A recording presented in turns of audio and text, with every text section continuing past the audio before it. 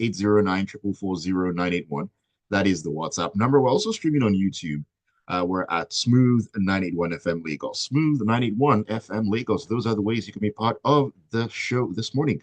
Joining me as they always do on a Friday morning, Joseph Obari and of course AB Bozimo are in. Good morning to you, gentlemen. Good morning, everyone. Good morning, Ayo. Good morning, Ayo. AB.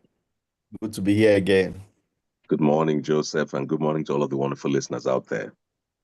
Indeed, AB, you looked surprised when I mentioned Valentine's Day. Did you forget to do something particular or something like that? It completely skipped my mind. I won't lie. The things went in my head. As you just mentioned that, I remember that today's Valentine's Day. I'm telling you. Well, on one hand, you're welcome. On the second hand, it's not too late to get that dispatch rider to do what he has to do.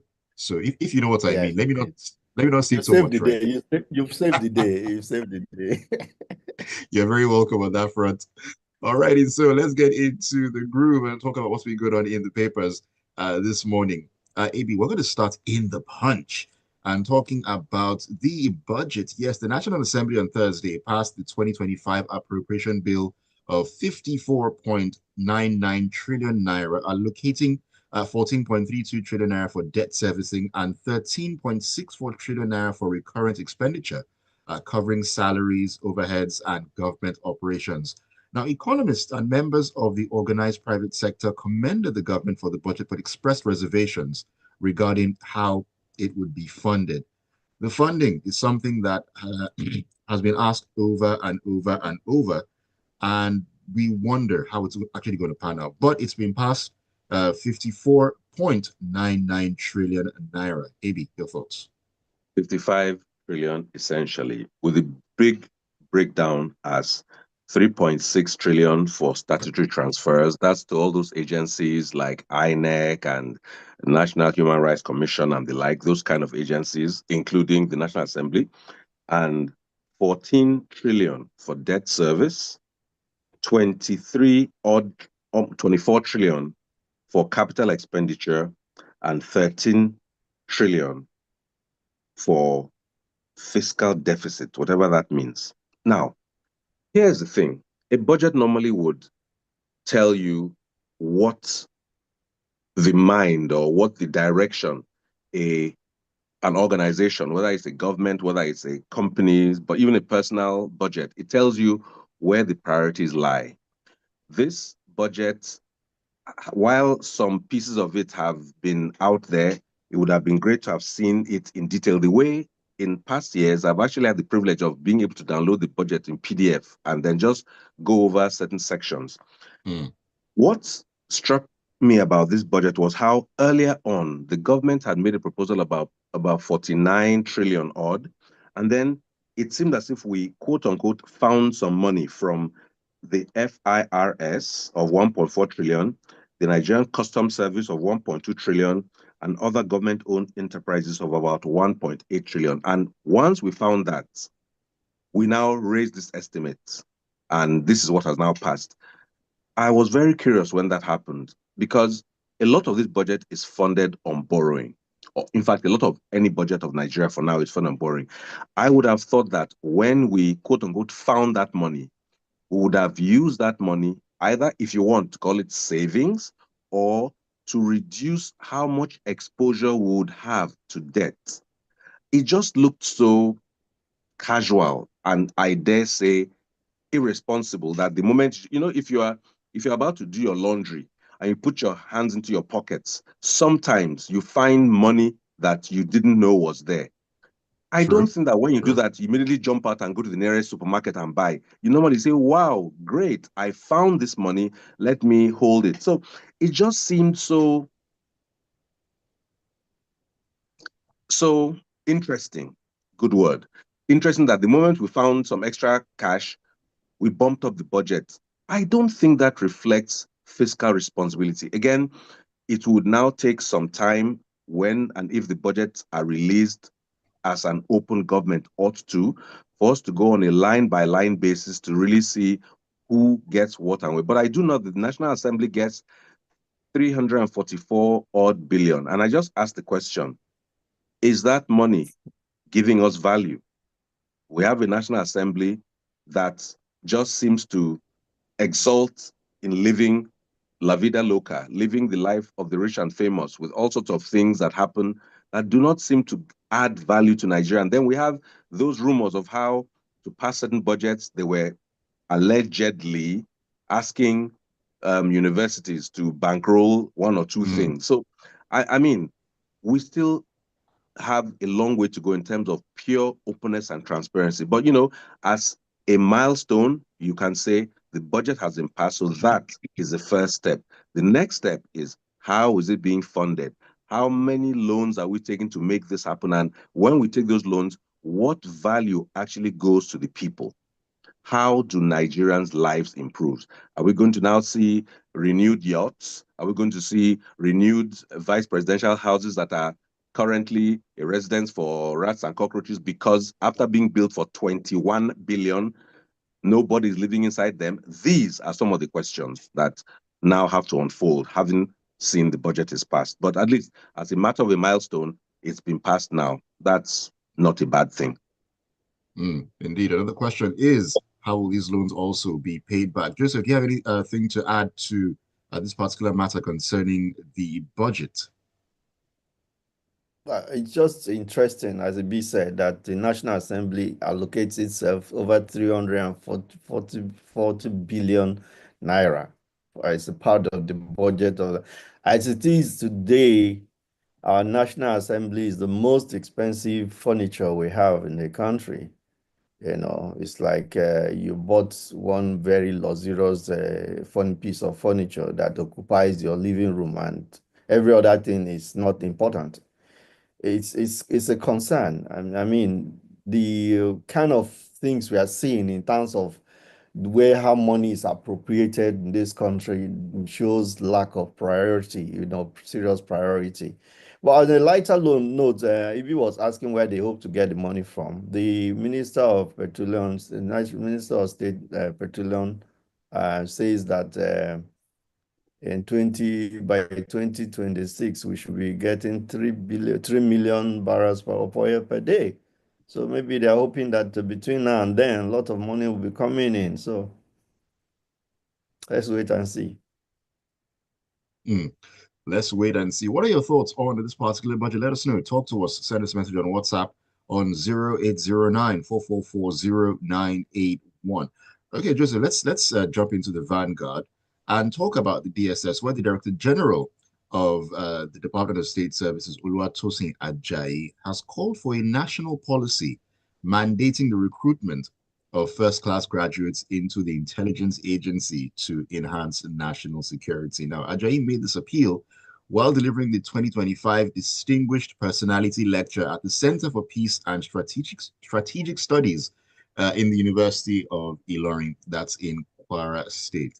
And I will just leave it at that for now. I mean, mandating, that means by force, by fire. If you're a first-class graduate, you will be recruited into the DSS. But I mean, does this make any sense? Can you make some sense of it for us? Yeah, it does. It does make sense. It does make sense that in fact, in some other countries, they do their best to lure the brightest their country produces into the public service, particularly like in the UK. I mean, they try to get the best brains into their public service. So it is not out of place for what Ajayi has said, that it is important that we begin to, but it doesn't have to be compulsory. The approach Exactly. should be that you create environment that lure young people to want to be able to enroll in the service. What about requesting NYSC particularly to send people to you? Because most of the time, why people don't get enlisted in these services is that perhaps they don't really know what it entails and what the benefits are and whatever. So by the time you expose them, if you take people in for youth service, for example, they begin to experience the environment, they get to see what it is like working in this environment, they could understand when they want to stay, and you can retain them. You can then retain them. And it's an indirect way of doing that selection. The universities, when they enlist people for, send people for NYSC, you can ask for that special kind of category of people to be sent to, NYSC, to, enlist to speak them. So that way, it is something like you get them to experience you, and then they can make up their minds. So even if you have attrition of some percentage, a few people choosing not to continue with you, but you will get quite a number of them staying back. And you already have made up your mind that, look, I'm going to be absorbing as many of these people as want willing to stay back, in addition to regular recruitment. So that becomes a pipeline for you to be able to get talents and a very intelligent people into the system. And just like you said, a poorly educated person becomes a liability in every way. And we see it a lot of the time with even the police. The least educated policeman is likely to be rude, is likely to be less cautious. When you interact with senior police officer, you see a bit of polish. They are more refined, they talk to you better, and they don't get unnecessarily aggressive with you on over little matters. The man who is down already feels frustrated. So he vents his frustration on everybody. He cannot even handle simple tasks easily. He can't solve problems. So its intelligence is very important. And but the approach is what matters. It's how you want to do it. So advocating a mandatory service is not going to be palatable. It's not. There's already a compulsory national service. Tap into that and create a pipeline for your service. Right. Okay. Now, AB, I want to play devil's advocate here. Now, wouldn't a better approach be, as Joseph said, tap into the pipeline of the NYSC, but do not limit it or do not make it only first class graduates? Because Nigeria being Nigeria, we know that a lot of funny things happen at the university level. People buy their way through on one hand, and even those who have this first class certificates, not all of them are of the brightest minds. That Now, is that is that is just a fact. Now, shouldn't this be okay? If you're tapping into the NYSC pipeline, it should be okay. Those who show perfect aptitude, not necessarily because they are first class graduates. Shouldn't that be a better approach? now, I don't think, or I wouldn't suggest that you go strictly and only by the result at the end of the thing. I want to believe that there will still be a lot of testing, even if certain candidates are presented. And I want to think that that testing would further weed out people who may or may not, allegedly, what other word can I use on air? Allegedly have got their first class through interesting means. Let's leave it at that. So you can get the pipeline, like Joseph said, but that pipeline, you would have to now filter it with internal testing. So anybody who happens to present a first class but cannot back it up with the actual intelligence and intellect would now be filtered out. But the key thing you are saying, Joseph saying in the story that I agree with, is that you want the best and the brightest to be the face of your intelligence service, to the face of your government, frankly. But intelligence indeed needs a certain aptitude for analysis and, the ability to think 2 or 3 steps ahead of potential bad, actors. So there is merit to the story, but compulsion is absolutely not the way. It's a matter of government agencies working together, and it need not be overt. They are intelligence agencies. They should do the pre-work, identify the people through the universities and all that, and then work towards getting people transferred towards them, at least a percentage, at least, because they can't really take all the first class graduates. Other parts of the nation also need first class brains.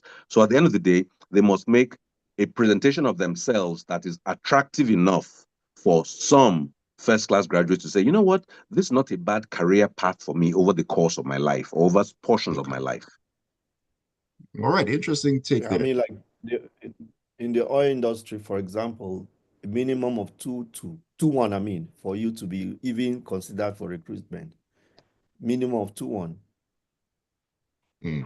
All right. Speaking about the oil industry, AB, let's take the story out of the leadership. And it says that Nigeria has, for the first time, met the Organization of Petroleum Exporting Countries (OPEC) crude oil production quota of 1.5 million barrels per day, marking a significant milestone in the country's oil output. Now, according to OPEC's latest monthly oil market report released on Wednesday, Nigeria's average daily crude oil production rose to 1.53 million barrels per day in January 2025, based on figures obtained through direct communication with Nigerian officials. Now, over time, we've been hearing stories about at different points or reports that Nigeria had met the quota, and then you hear counter reports about, oh, they added condensates or didn't add condensates. Now, OPEC are the ones saying that, okay, you've hit this particular milestone, 1.53 million barrels per day. Thank goodness for that. Now, at this point in time, you need to ask the question, okay, we've hit that milestone. And as you like to ask, AB, what is the benefit going to be for the Nigerian people? And also, what is the plan to actually maintain and increase this number? Because increased sales of oil ideally should mean more money for Nigeria. Now, let's say one thing. OPEC has always carefully calibrated the overall output of oil into the world markets because they try to maintain a certain amount of oil out there to make sure that prices don't collapse. Because, it's elementary economics. If there's too much of a product, it becomes relatively cheap to buy. And so, first of all, kudos, we have hit 1.5 million barrels. But, there's an interesting twist to this tale. This is OPEC taking at face value the figures from Nigerian officials. I'll take them at face value too. I have no reason not to. So, at the other times, it used to be interesting when OPEC would say something, the Nigerian government would say something, and there will be differences in the numbers. But we'll take it at face value because there's no reason not to. Here's the thing. We have, as part of the larger ecosystem, we've heard stories of how some refineries in Europe are suffering because of the recent Dangote's refinery that opened here in Nigeria. And Dangote's refinery is said to be getting ready to hit its full production capacity in the next 30 odd days. Even if we have extra production capacity, I'm sure it can be contained and swallowed up first in Dangote's refinery, and then in the other refineries that are stop and start, kick and start in the other part of the country. Because I hear the Warri refinery opened on Monday, closed on Wednesday, opened on Friday, closed on Sunday. Like, what's that song? That song of somebody buried on Monday. That's how our refineries Solomon do. Grundy. Solomon Grundy is a good example for Nigeria's refineries. But now, taking at face value, we have hit this. Good. How shall we sustain it? We must analyze how we got there in order to take all the good lessons and sustain it going forward and even improve it. Like Joseph already highlighted, the Minister of State said we're trying to reach 3 million barrels. Don't forget, we have a quota. It's not bad to create 3 million barrels and to improve our internal refining capacity, because that could hopefully mean that we'll get even lower prices, if we're refining and selling internally and using internally. But we really will not be, according to our agreements with OPEC, allowed to flood the international market with that. So no, producing more will not necessarily mean we're earning more money.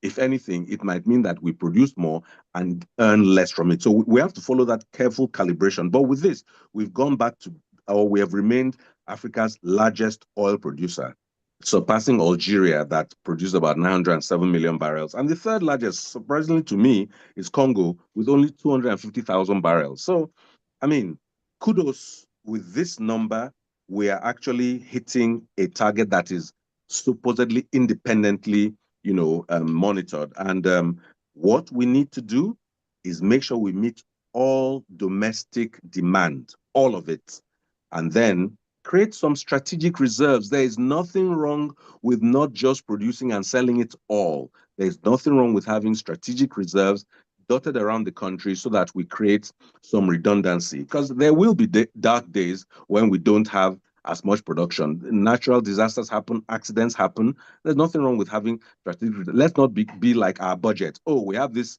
thing, so we just spend it all, quote unquote. Let us show it an element of fiscal and financial and productive discipline. But kudos, we've struggled with oil theft, we struggled with pipeline vandalism, and so on and so forth. Somehow we appear to be clawing our way back from those, which could be part of what contributed to us hitting this 1.5 million barrels. But will the ordinary Nigerian benefit physically, financially, and fundamentally from this increase? Or will this money go straight into the waiting arms and jaws of government types and give them more trinkets and newer vehicles, some of which are bulletproof and some of which are not? Will it give them more babanrigas and more furniture and more newspapers to be allowed, etc.? These are the questions. Will our hospitals finally have electricity? Will our schools all have properly functioning toilets and libraries? Will they be connected to the internet as they ought to be? I'm talking about public schools. These are the kind of things, to me, that would show that this extra production and income has benefited the people. Otherwise, it becomes merely an exercise in reporting with no effect whatsoever on the good lives of the people. All right, let me take a couple of messages before they begin to choke me here like a bow tie. Who's talking to me here? This is Tony from Marine Beach, who says, when quotations and estimates and proposals are presented in offices, it goes through some scrutiny and excesses get cut down. Not so for our National Assembly. Instead of getting rid of excesses from the budget proposal sent to them, they jerk it up, not without backyard settlement probably, and add to their no restraint luxury.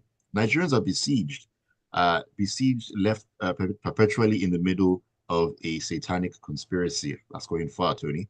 Damilola from Lagos Island says, the DSS needs cognitive and IQ testing to recruit, not necessarily first-class graduates, and they can start cognitive testing today and immediately. University degrees tell us nothing about the ability to perform on the job. What I was alluding to in terms of people get these degrees via very funny methods. Oluwaseyi says, where will they get the money for the budget? They'll borrow, of course, adding to those already borrowed by past governments. As for the DSS forcing recruitment, very funny. Even the military regimes of the past wouldn't have been able to do that, you think? In Nigeria, that idea wouldn't even work because recruitment into the security and armed forces for decades now have been based on who you know, what ethnic group you're from, what region, how much you can pay, and so on. Another very big factor here. These are some of the major reasons Boko Haram, terrorists and bandits have been defeating the military for decades because we have the worst leading the line. Maybe not necessarily. I mean, there are other factors to consider, really. And this is, Femi says, Gani was a third-class graduate. Wole Soyinka was also a third-class graduate. I mean, that just feeds into the idea about the level of degrees. Those who don't make that first class, do they automatically get disenfranchised, not having an opportunity? I don't know yet. We'll find out as time actually goes on. All right, let's get back into the stories this morning. And Joseph, I'm coming back to you right now. And we're going to be talking about, let me see here. This one was really, really funny when I saw it. And I just had to bring it to our attention. I'm sorry, laughing. We're heading to Cross River here, where the Nigeria Correctional Service in Cross River State has raised concerns over the declining number of inmates in its facilities, stating that the shortage is, I can't believe I'm saying this, affecting farming and community service programs. Now, speaking at a two-day town hall meeting on the implementation of the administration of criminal justice law organized by the CLEE and Clean Foundation, the Chief Superintendent of Corrections in charge of statistics, Mr. Ibiang Otu, who represented the state controller, Mr. William Fry, revealed that the state currently has only 897 inmates across its 6 correctional facilities, the lowest in the south region of Nigeria. Joseph, shouldn't this be a thing of pride that you don't have any inmates in the correctional facilities? And why are you relying on inmates for farming and community service programs to start with? Yeah, okay. So let me start by saying that as a communications person, and I really worry sometimes when I read or hear what our public officers say. Because it's apparently they don't subject themselves to guidance, professional guidance, because that's where you get some of these things corrected and sieved and so on. If you have a communication unit in the correctional services, they will be able to guide this man to know how he presents this. This is a positive story, but has been given a very negative spin by an ignorant officer. Yeah, in most parts of the world, people celebrate when they have lower inmate intake of inmates in their prisoners, prison services. So, in fact, some countries are judged at how well they keep citizens out of prison. It's only America where they commercialize the prison service and people build prisons and they have to find a way to fill them up. That we find there are cases, proven cases of people just being railroaded into the prisons just to get revenue. So it's an aberrant observation to say, oh, we are having fewer people. My advice to Mr. Otu is that he should send his relatives there and they can help, you know, swell the number so 100%. that it's a very beautiful thing if his relatives, all his cousins and nephews and nieces can all join in the prison service and get imprisoned, and so that they can be helping the farms in that place. So they should think of better ways of maintaining the farm settlements. They should think of other ways of doing it other than praying that more people in that area are imprisoned so that they can work cheap, provide cheap labor. In fact, actually, what is confessing is that they usually are getting cheap labor from prisoners. You know, so it's a wrong message. It's a representation is totally wrong. What they should have been celebrating is that they have fewer number of persons in prison and that this is what they are doing, and the community just speaks well of the community and the people of that state, that there is less crime and all that and all that. Not that, oh, we have the lowest figure in the whole of South and it's affecting farming and so on. He might not have presented it so directly in the way it's reported, but because a professional did not guide the speech writing, it comes out as that, and the journalist interprets it in that way. You know, don't be surprised that the professional services may come up with a rebuttal and try to correct the impression that they are not saying this. And that's why the correctional services, they will Yeah, they correct correct testimony. themselves. Here's the thing. I just, very quickly, I just think it should be a good thing that you have less crime, therefore less incarceration. And if anything, in a country that has so much unemployment, you should be able to get a lot. And Nigeria, and arguably has one of the youngest, fittest, most enthusiastic, populations. There should be teeming youths that are available without needing to be incarcerated to assist with farming. So maybe the correctional service should be interacting with the local governments in the area so that they have groups of hardworking youth who come to do the farming. I shouldn't think that there should be a labor shortage of any sort in Nigeria, in any sphere. We have lots of people ready to work hard if they are rewarded properly. Indeed. All right, let me take some messages here. This is Dio from Lagos. Dio says, like Adibantu said, loyalty for this government is cash and carry. Objection and mortuary. Everybody get agenda with their mercenary enterprise. With the rubber stamp Senate, anything goes. Dio, thank you for your message.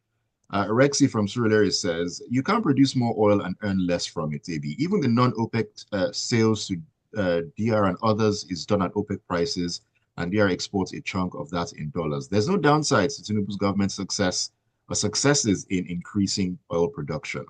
Okay. I don't think he understands what these quotas mean. The quotas keep. Do you think Saudi Arabia cannot flood the world with oil without needing any Nigerian oil? The whole point of being in OPEC is that they all agree that, okay, based on your capacity, you'll produce this. And then there is a world market where you don't want a glut. If you have a glut, you might produce more and earn less. Elementary economics, demand and It's supply. happened before. That was It's happened before. I'm not making this up. All right. Oluwaseyi says, having less people in prison is a thing of celebration. It means they are doing something right, or maybe the security service aren't, though. It could be either way. Okay. Ajayi Oloninuwa says, This budget, like everything from this administration, is just another circus show of extravagant spending without any iota of care for the welfare of the masses. It's terrible. That's according to Ajayi Olonilowa. All right, we need to call it a morning. Thank you for all the messages and keeping it tuned. Thank you so much, AB and Joseph, for making it on a Valentine's Day Friday. I know that your plans are supposed to be, in full swing, but thank you for taking out this time to join me on the show. Ayo, thank you very much. And to all of the wonderful listeners out there, have a wonderful Valentine's Day and a fabulous Freaky Friday. Happy Valentine's, everybody. Ayo, go do your thing. Well, my thing is right. Lagos. My thing is right here in the studio with Ayo, Lagos. they are waiting for you outside that studio. They are waiting for you. All right, guys, have a great weekend. Thank you so much once again.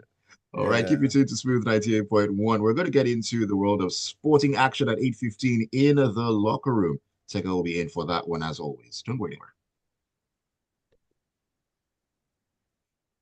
Ayo, Shoreo.